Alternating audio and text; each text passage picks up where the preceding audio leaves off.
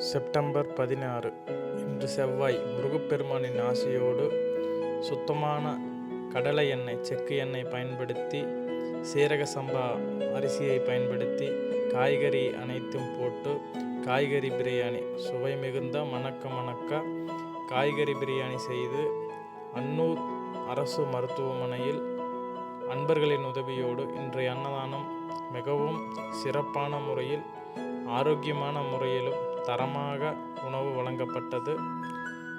நீங்கள் பார்க்கும்போது தெரியும் இங்கே எவ்வளோ கூட்டம் அலைமோதி நிற்குது அப்படிங்க. இந்த முதியவர்களுக்கும் குழந்தைகளுக்கும் இந்த சுவையான உணவை கொடுக்கும்போது, இந்த தர்ம செயலை செய்யும் போதும் நம்மளுடைய மனம் மிகவும் ஆனந்தமான ஒரு மனநிலை அடையும்.